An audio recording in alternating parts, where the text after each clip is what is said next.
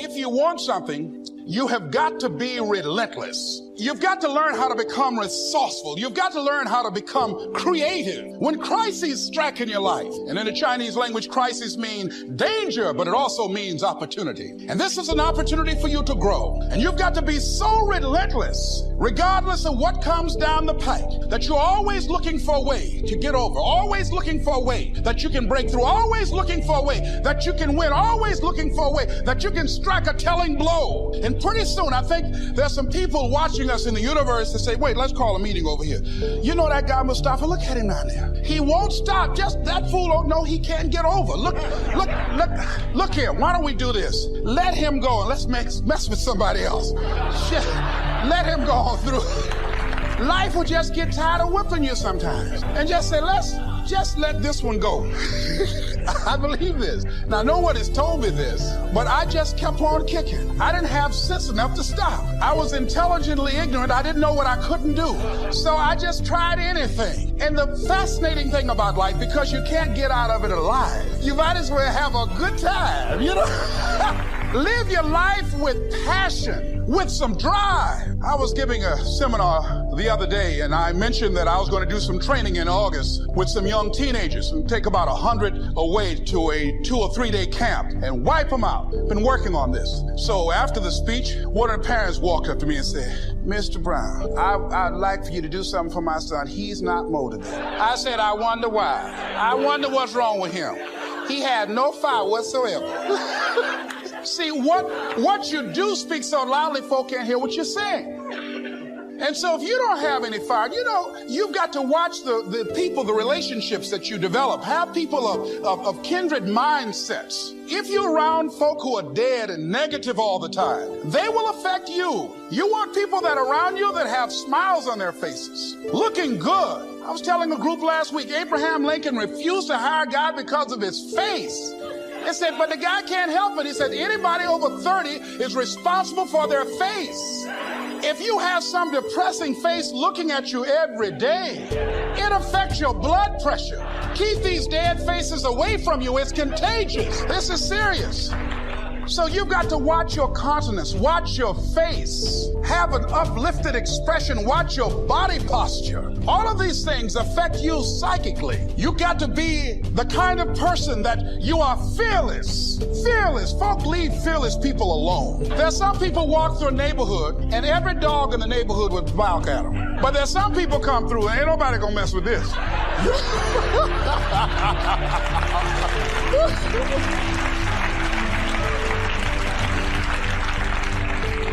You are unstoppable. And because you are unstoppable, because you've got power that you haven't even begun to use yet, you owe it to yourself to release your brakes. How many of you have the experience of pulling out of your driveway and you mashed on the accelerator and the car was just going, it couldn't move. And you mashed harder and it couldn't move. And then you discovered you had your emergency brakes on.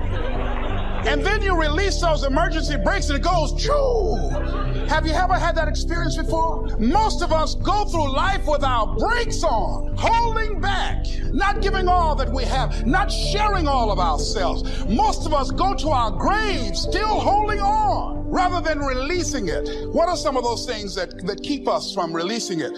Because of past experiences, past defeats, past pain. We look back, well, it didn't work out then. It probably won't work out now. Many people get confused their performances with who they are. Here's the next one. Philosophy that helped change my life. It's not what happens that determines your life future. It's not what happens that determines your life future. It's what you do about what happened. All of us are in like a little sailboat, and it's not the blowing of the wind that determines your destination. It's the set of the sail. So jot this phrase down. It's one of the best to understand. Kids need to understand it. The same wind blows on us all. The wind of disaster, the wind of opportunity, the wind of change, the wind when it's upside down, the wind when it's favorable and unfavorable. The same wind blows on us all. The economic wind, the social wind, the political wind. The same wind blows on everybody. The difference in where you arrive in 1 year, 3 years, 5 years, the difference in arrival is not the blowing of the wind, but the set of the sail. And that's what learning is all about, to set a better sail this year than last year. To set a better sail. The first 6 years of my economic life, I wound up broke. Second 6 years, I wound up rich. You say, well, the Democrats must have finally gotten power. No. It was not a political change. Here's what changed the second 6 years of my economic life. It was my philosophy that changed. The set of the sail of better thinking, correcting the errors of the past and picking up new disciplines for the future. That's all I had to do at the end of the first 6. Correct the errors of the past and then pick up some new disciplines for the future. And my total life changed. The second 6 years was totally different than the first 6 of my working life. And guess who can do that? Anybody. Now you can keep on the same path for the next couple of years as you have the past 2. But if you wish to, and maybe everything's okay for you and you don't need to, but if you need to make some changes, I'm telling you, you can start doing it today so that the next 2 years will be drastically different than the last 2. And anybody who wishes to do that can. And you can do it between ages 40 and 43. You can do it between ages 13 and 50. You can do it between ages 60 and 62. Any 2 years, any 5 years that you wish to drastically change from the previous 5, you can do it. If you wish to. Now, this isn't written. This is not a law. Here's what it's called, opportunity. But if you don't know you can change, if you don't know you can drastically change your income, change your future, change your health, change your marriage, change everything. If you don't know that, some people then go year after year after year after year not making much change simply because they didn't get to the class. They never read the book. They never went to the seminar. They never made the discovery. They didn't seek for the knowledge of how could I make my life better. And if you just rock along, I'm telling you it's okay.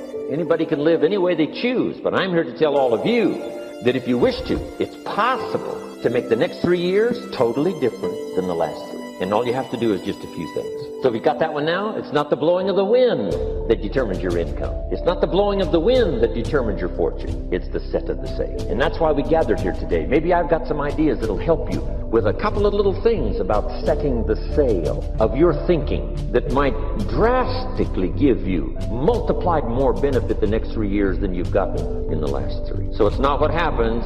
What happens to everybody. Chevron years ago brought me in to talk to management. They said, Mr. Rohn, you travel around the world and you're fairly knowledgeable. What do you think the next 10 years are going to be like? I said, gentlemen, I can tell you I do know the right people. So they all leaned forward and listened carefully. And I said, gentlemen, the next 10 years are going to be about like the last 10. The next season after fall is, well, I promise you that's not going to change. After day comes night. I promise you that's not going to change. Here's how the last 6,000 years reads. If you want to make a note of Jim Rohn's vision of history the last 6,000 years, here's how it reads. Opportunity mixed with difficulty. It's going to read like that, looks like, for the next 6,000 years. Opportunity mixed with difficulty. Now, sometimes there seems to be more opportunity than difficulty, and then sometimes there seems to be more difficulty than opportunity, but the mix isn't going to change. After expansion comes recession. But after recession comes expansion. Not to think so, see, is naive. And once you've got just a little of this stuff settled, then you know exactly what to do. You know exactly what to anticipate, so you can be ready. Now, here's the next one. Here's what it says. For things to change, you have to change. I was hoping the government would change, and taxes would change, and economics would change, and my boss would change and be more generous. I wished for everything to change, and my teacher said, no, Mr. Rohn, for things to change for you, you have to change. Don't wish it was easier, wish you were better. Once I understood this altered the course of my life. Don't wish it was easier, wish you were better. And here's the big one. Don't wish for less problems, wish for more skills. You don't need less problems. You simply need more skills. Don't wish for less challenge, wish for more wisdom. Accept the challenge, because you can't grow without a challenge. You can't get rich without a challenge. You can't fly without gravity. You have to understand the challenge. But that's the key, is to now develop wisdom to overcome the challenge. Don't wish for less challenge, but more wisdom. And then here's one more philosophy that helped change my life forever.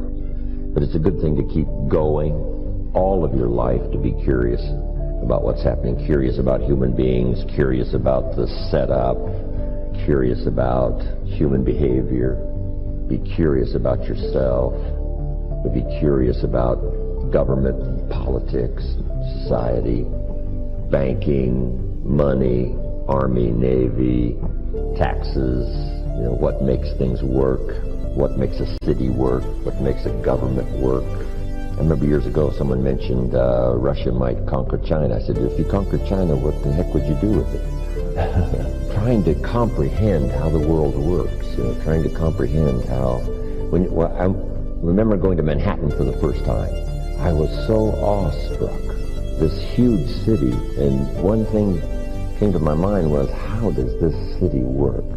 How does everything get in? How does everything get out? And how does everybody get fed? And when you have a salad, the lettuce is fresh. And I thought, how does this happen? You know, it's a miracle how the city works. It's a miracle how the country works. How does an economy work, right? So that it stays on a steady course. And, it's amazing. But if you keep that kind of curiosity going, and then simply be curious about your relationships with other people, yourself sitting at the conference table, be curious about how you could get into the inner circle where they talk about incredible things that affect, business, commerce, society, and the world. And I think that's probably number one is curiosity. I think probably what served Tony Robbins, who attended my seminars all those years ago, the attitude was an incredible, insatiable appetite for learning. And I think if you've got that, that's it. That's part of curiosity. You just want to know. So reading the books was no problem. Going to the library was no problem. Going to class and taking notes was no problem. Then I think the third one was to immediately start putting some of it into action. Not to wait till you know it all, but to do what you know and let the rest be unfolded and revealed.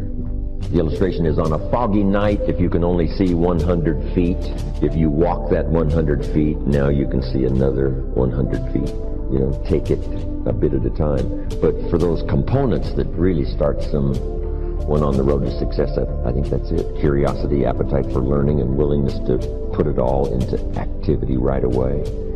Then probably willingness to take constructive criticism, not put down the criticism. It's okay. But here's another way to consider. If you just added this, I'm telling you, it'd make you twice as powerful. Somebody says, wow, I'll consider that. So there's unique ways to say it, and then there's, the blundering ways to say it. But if you can get people to give them credit for what they're already doing, add a few more things, a bit of refinement, that's it. People willing to accept that kind of constructive analysis of how they're doing. Those are some good components. I asked two good questions, I think, that are really vital, especially for mature people. Number one, what's got you turned on? Question number two, what's got you turned off? Two excellent questions. Food for thought. Years ago, shortly after I met Earl Schoaf, I finally found out what had me turned off, and I got that cured. And I got enough reasons to get turned on. And from that day until this, no one has ever said to me, when are you going to get going? When are you going to get off the couch? When are you going to get started? I've never heard that since I was 25 years old. Once the fires were lit for me, they've never gone out. I've gone through my challenges from rich to broke and back to rich, and I've been through it all. But I've never had someone say, you got to get up from here and you got to get going. Never. And I don't really know how to teach it, and I really don't know how to explain it. All I know is if it ever happens, it's one of the great experiences of a lifetime. Get enough reasons to turn you on, and then just keep adding some more so that you never lack for emotional or physical vitality and spiritual strength to just keep going, to make your life as good as you can, go as far as you can, earn as much as you can, share as much as you can, be as much as you can to the people you love and care about, live as well as you can. If you once develop that thirst and the zest. But it's interesting, what's got you turned off and what's got you turned on. See if you can't cut loose from the stuff that's got you turned off. Maybe it's negative attitude, maybe it's poor thinking. I was so ambitious. Once I met Mr. Schoaf, found some new ideas that were life-changing. Profits are better than wages. It helped me become wealthy. Work harder on yourself than you do on your job. I'd never heard of that before. Success is something you attract by becoming an attractive person. It's not something you pursue. Wow. Those things really revolutionized my life. And I got so excited about now becoming successful. I knew then I was going to become wealthy and successful. But I think I was a bit overambitious. Some things I went for in the beginning cost me too much. If I'd have known what it was going to cost, I wouldn't have paid. But sometimes you just don't know till after. You think, oh, this is it. This is it. Sure enough, when you finally acquire it or reach that position, you look back and say, wow, I spent too much time, too much money. I let go some values that really are important to me that I forgot about or misjudged what it was going to cost. So I think we always have to look into the future and say, what do I want and what's that going to cost?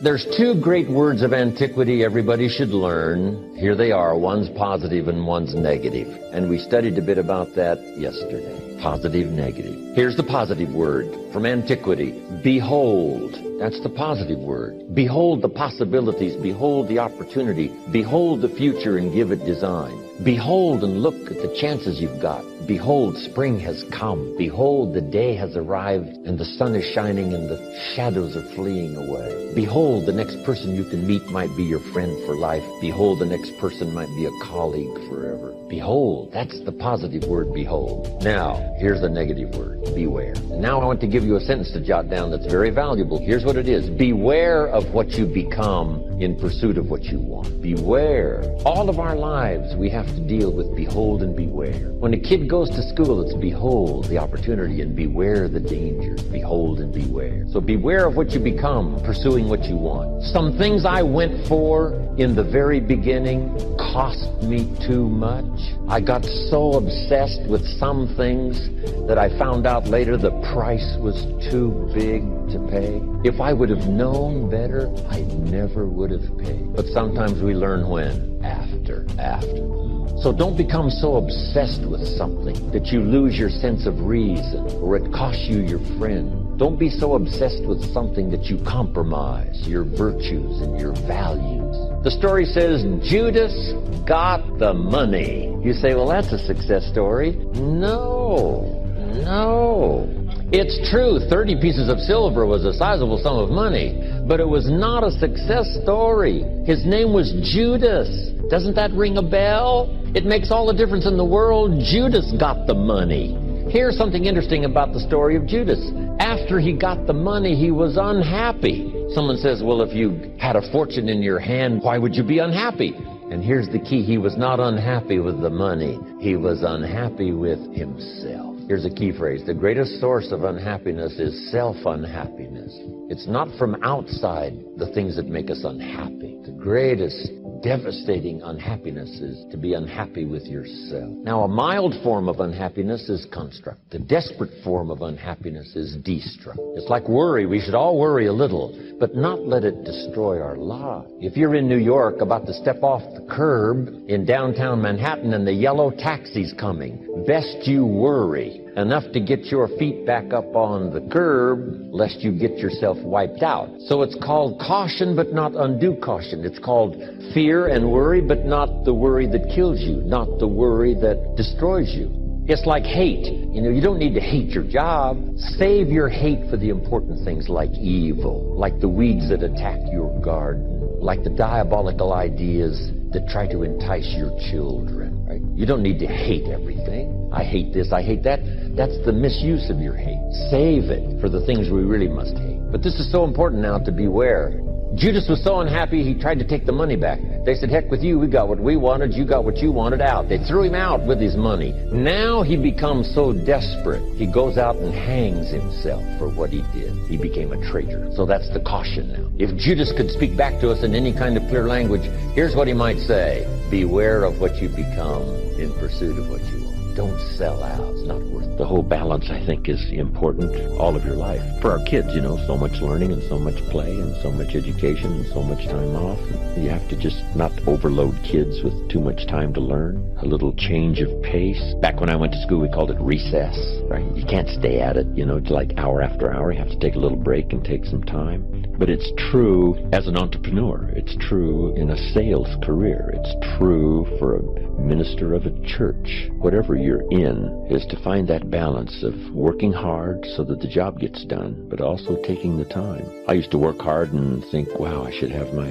family on the beach. And then I'd take my family to the beach, and at the beach I'm saying, wow, I should be at the office. So you just have to learn to say, when you're at the office, do the office stuff. When you get to the beach, forget the office for a while. And that balance is important. It's important in good health, right? They had this diet that said high carbohydrate is the way to go, right?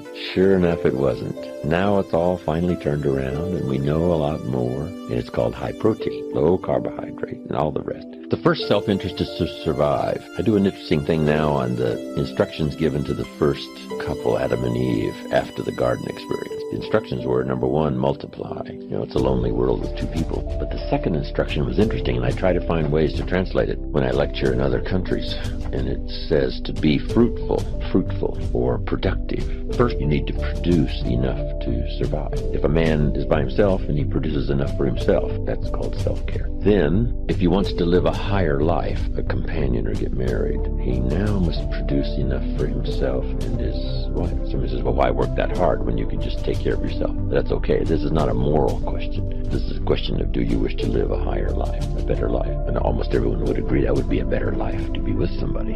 But now comes the challenge now to produce enough for two instead of for one. Now they decide to have children. Now the man must figure out a way to produce enough for himself and his family, his children. And the question always is, why do that? Why not just take care of himself? And so this is self-care. First to survive, then to live a better life. He pays that extra price of producing more than he needs for himself so that he can live a better life. Then the next challenge is that the end of it? And the answer is no. Why wouldn't the man think of ways now to produce more than he needs for himself and his family? And the question is, why work that hard? Why do that? And the answer is to be generous, which is an even higher life. Then I take it two more steps.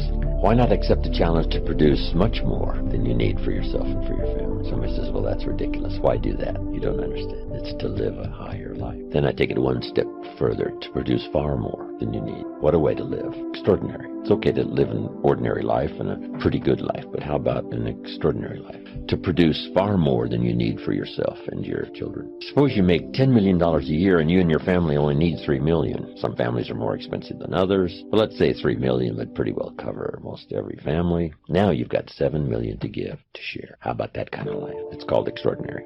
To produce more and far more than you need for yourself. It's best to earn some of that early money in lifestyle. Go to the movies, take 2 vacations instead of 1. Just some little extra things that now the family gets inspired by this new commitment to earning more and becoming more and making the studies and learning the skills and whatever you have to do. Now you make it more worthwhile for the family by thinking of lifestyle changes that now become very exciting. Go to the concert. My parents said, don't miss anything. Don't miss the play, the music, the songs, the performances, the movie, whatever's happening. At age 93, my father, before he died, if you would have called him at 10:30, 11 o'clock at night, he wouldn't be home. He's at the rodeo, he's at church, he's at the play, the performance, he's watching the kids play softball at age 93. So he did it as well as taught it. Don't miss anything. So those changes in lifestyle. When I started making some extra money, I opened up an account for my wife, and I called it No Questions Asked Account. And I said, here is the checkbook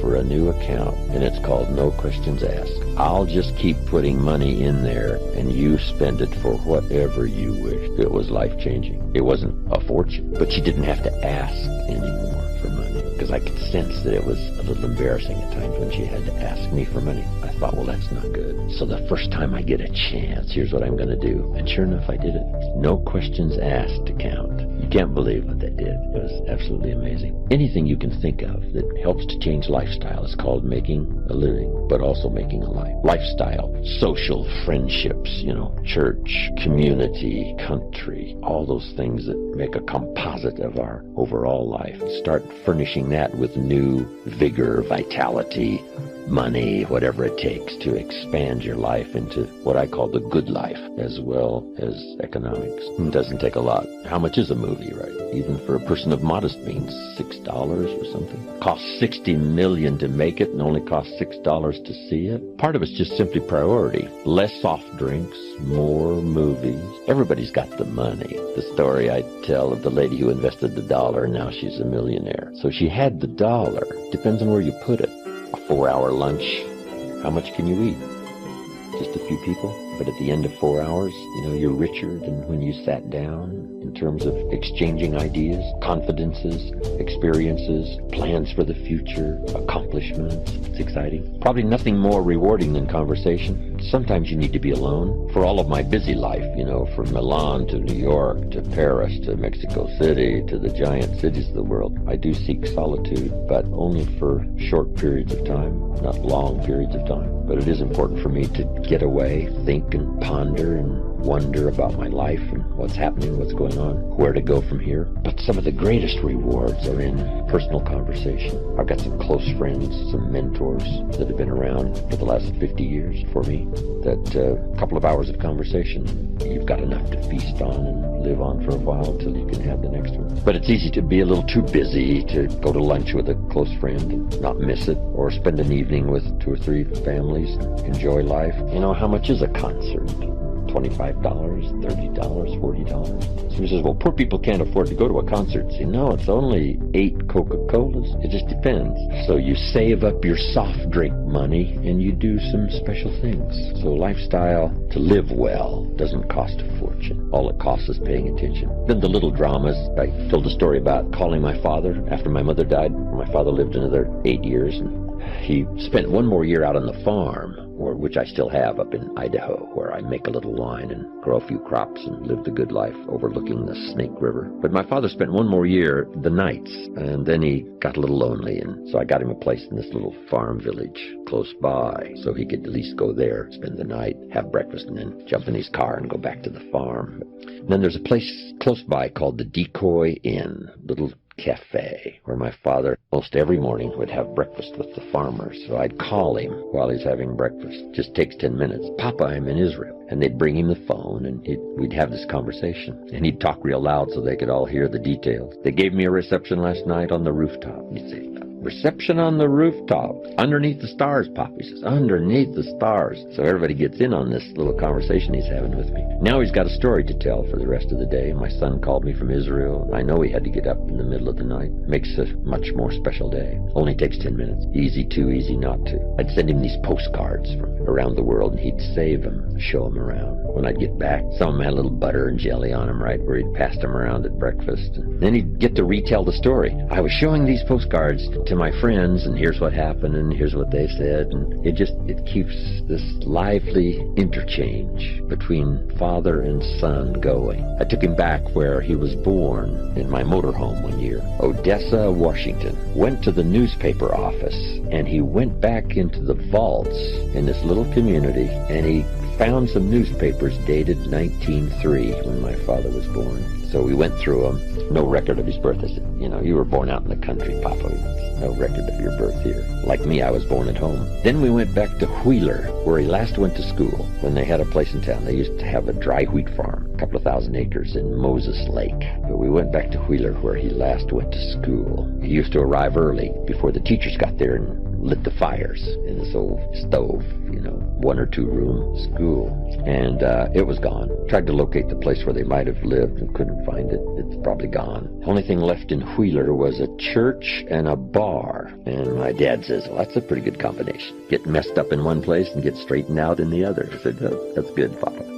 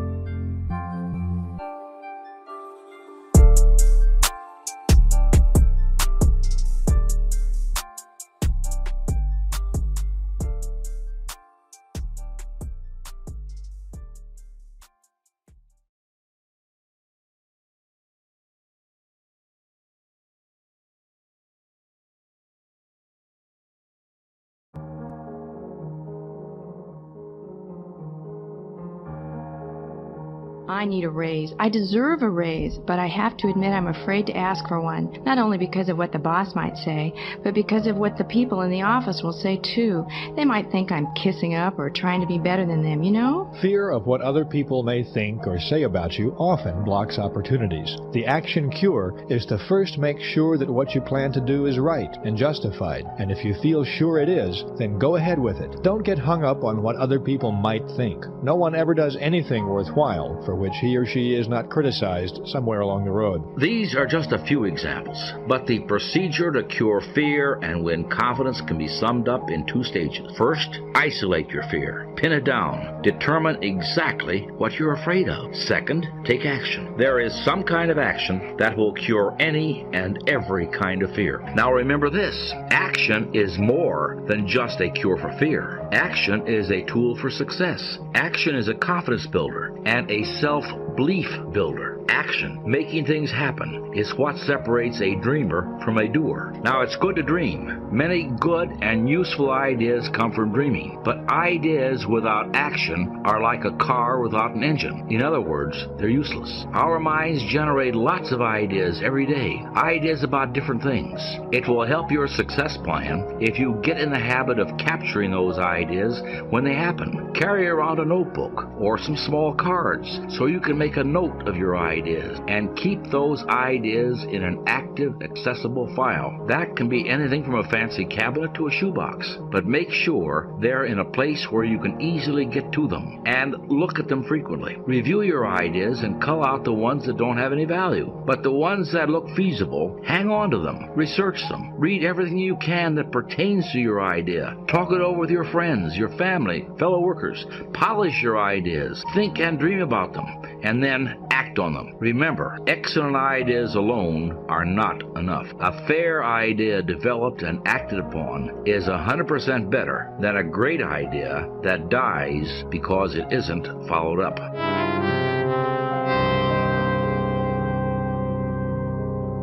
Remember the first experiment in your people laboratory? We suggested that you pick 2 successful people and 2 unsuccessful people and see how the attributes that David Schwartz describes fit those individuals. Well, think about that experiment again and see how this model applies. People tend to fall into 2 general categories. Successful people are active. They take action, get things done, follow through on ideas and plans. Unsuccessful people tend to be more passive. They are don'ters. They postpone doing things until they can prove to themselves that they shouldn't do them or can't do them anyway. For purposes of this example, we'll call the active person Mr. A and the passive person Mr. P. Now let's examine some typical Mr. A and Mr. P behaviors. In countless ways, large and small, the differences between Mr. A and Mr. P show through. An employee at work does a particularly good job on a tough assignment, and Mr. A decides to write him a note to congratulate him on his achievement. As soon as he makes that decision, Mr. A sits down, writes the note, and has it delivered. Mr. P decides to write a note too, but he has some other things to do right now, so he doesn't get to it right away. And then he forgets for a day or two, and the note, in fact, never gets written. Mr. A, at the age of 45, decides he wants to go into a new line of work. He researches the field he's interested in, decides on a course of action by formulating a plan for success, and he follows through, step by step. In 2 years, he's on a new career course, and he's glad he made the change. Mr. P, at the same age, also gets the idea that he'd like to try something new, but he sits down and thinks it over, and decides that it's better not to rock the boat at his age, because if he failed, he'd be too old to make a comeback. Mr. A gets the things done that he wants to do, and as a byproduct, he gains confidence. He gets a feeling of inner security, self-reliance, and he also earns more income. Mr. P is afraid to act. He doesn't do the things that he wants to do. He limits his possibilities by convincing himself of the folly of action. As byproducts, he loses confidence in himself, becomes negative about life, and he lives in mediocrity. There is a saying that says, experience is priceless. It's a shame you have to pay for it with your youth. To become experienced, it's going to cost you your entire youth. The only way to get experience, you got to get old. I know you don't want to, but old is the goal. I tell people all the time, kids come up and they go, man, Mr. Harvey, you old. Old is the goal. See, if you stop getting old, The day you stop getting old, you're gonna die. You're gonna die. It's over. It's over for you. See, I like getting old because that means I'm still here. So it's so many things to that question, but there is a balance. You have to have a good time. You have to do your work. You know, and then parents, let me tell you this, it's not just schoolwork. Kids can't just do schoolwork. You gotta give them some time to enjoy themselves. You know, you gotta give them time to be a kid. You know, you gotta let them go do something. I know, be focused, be focused, be focused, be focused, be focused, focus, focus, focus, focus. Hey man, they young. They just want to go outside. They want to do something fun. Now, fun over here is way different from fun in the United States. So I don't know what that is, but they just want to have fun. You got to create a balance. So like with all my kids, my youngest child now is 22 years old. So I don't have to watch them. Yes, I do. I still watch them. Yes, but they're not. They can all drive. They all got cars. They all have their own apartment. They're independent. They all have jobs. I'm very fortunate. All of my children have to be, I put 7 kids through college. You know why? Because I flunked out of school. I flunked out of school. I failed in school. I was expelled from school and couldn't go back. I was not a good student. And so I didn't want my children to have to suffer the way I suffered with no education. See, and then sometimes my kids would go, well, Dad, look how your life turned out. You didn't have an education, and look at your life. Yeah, but you ain't got no jokes.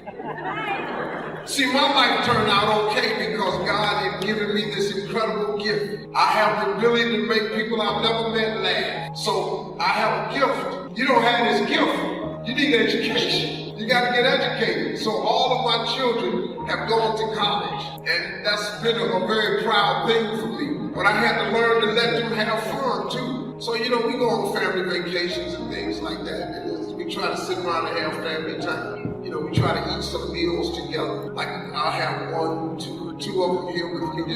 My son's with me all the time. I don't know where my daughter is. She's with their mama. I don't know. My son, he's gonna come with his father because he loves me. Roderick Stephen Harvey Jr., I named him after me. That was my firstborn son. I have 3 sons. And he's a very good son. A lot of beautiful women over here, but he knows we don't do nothing over here. We're going home. The Muslim men over here, they're not playing. They're not playing. There's no game with them. These Muslim men over here, they love their daughters. Don't play. So we going home. We'll go somewhere else. We're not here. Don't look. This is a real simple answer. To create the balance, you just got to take some time out to do some stuff you enjoy doing. Now look. My enjoyment is probably very different from yours. So don't do what Steve do. My enjoyment is very different. But you have to find the things that you like. You got beautiful beaches here, go to the beach. Do something other than work. Because man, all work and no play makes Jack a dull boy. You cannot work all the time. You have to do something for enjoyment. You got to. Why are you making money? Go buy yourself your favorite food and go eat it on the beach. Go get yourself, just sit down somewhere. You can't, I have to remember where I am, so just buy yourself something to eat and sit on the beach. Just do that. Don't be trying to find a cigar and all that ain't gonna happen. Not here. I know I tried.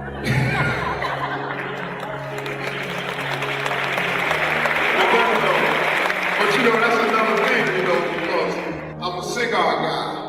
When I come here, that's not the case, but I'm fine, so I learned how to deal with it. We have laws. We have to be respectful of people's culture and country, so it's fine.